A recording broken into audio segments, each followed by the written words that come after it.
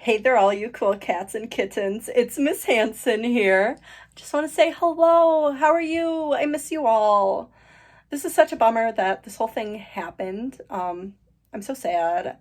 Like, I was having a great time learning about US history with you guys on Mondays and Wednesdays, and I don't know, it's just such a bummer that we won't get to do that anymore. And of course, everything else that's going on is just so sad, and I miss you all so much. But I am going to talk to you about one of my favorite people from American history today, and that is Mary Blair. She is an artist, and I love her work so much. I have not one, not two, but three pieces of clothing with her artwork on it, so it was very hard to decide what to wear in this intro video. But here's the first one, or one of them, whatever. But let's dive right in, shall we? So Mary Blair was an artist, like I said, and a lot of her famous work came from when she was working for Walt Disney. So Mary Blair was born in 1911, and she received a scholarship to study at the Chouinard Art Institute in LA.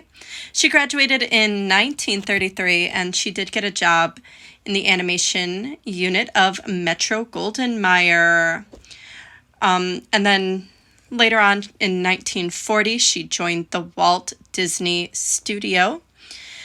There she worked on a lot of different projects, but what was different was that a lot of her artwork was kind of dark and kind of dreary, and it looked a lot different than that kind of standard Disney look, so to speak. But in 1941, Walt Disney went on a goodwill tour of South America for 3 months, and he handpicked Mary Blair to go with him. That is a picture of her and Walt Disney on a bike in Brazil, just having a good time. You know, what else are you going to do in Brazil?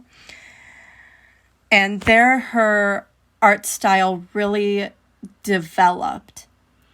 It became much more brighter because Mary Blair is famously known for her contrasting watercolor usage, and this is the time when that developed.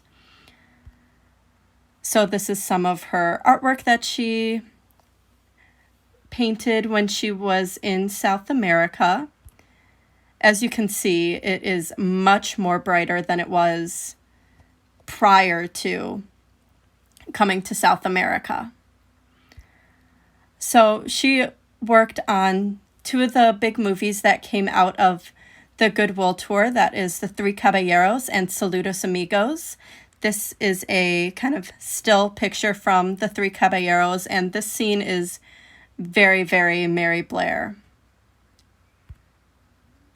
Next, she got to work on Cinderella, and she did a lot of concept art for this, and some of her art kind of made it into the movie itself.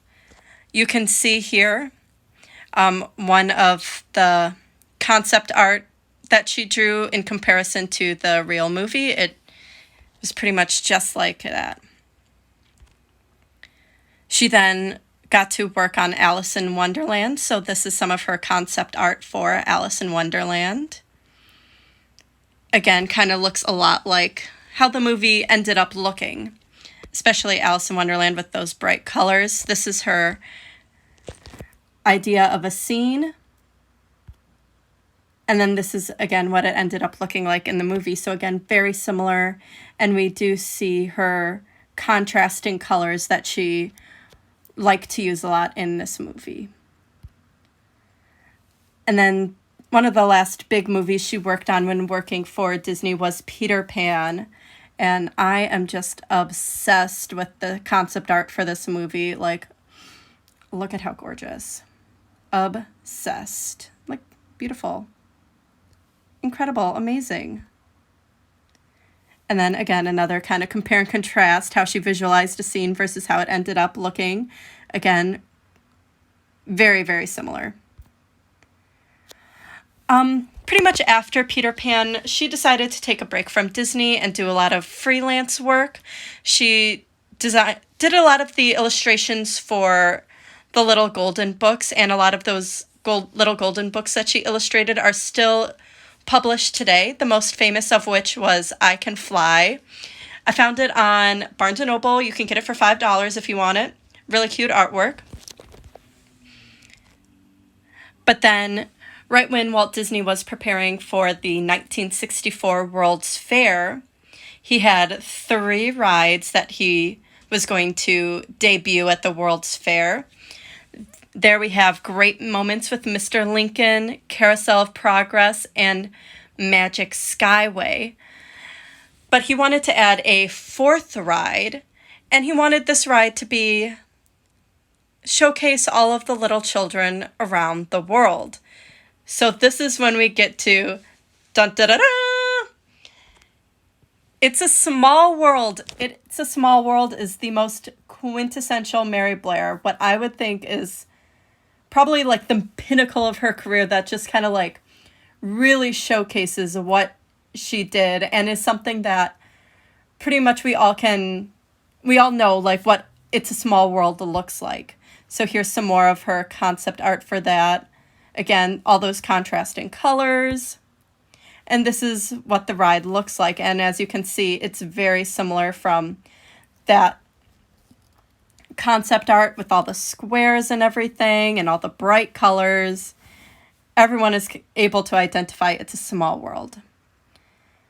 And then she was, again, kind of done working for Disney. But then in the 70s, when they were preparing for Disney World to open, they built the Contemporary. And the Contemporary Hotel is kind of blah looking, not too exciting. But they were like, hold up, I have an idea. Let's have a mural and we'll get Mary Blair to make it look cool. So Mary Blair, all by herself, did this 90-foot tall mural right in the center of the Contemporary.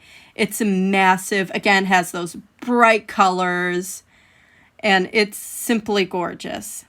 And one of the coolest parts that I'm a big fan of is the 5-legged goat. Like, look at that. It's so cute. I love it. And again, another picture that kind of showcases how absolutely massive that was. Just insane. So that was kind of her last major piece of art that she did. Again, that was in the early 70s.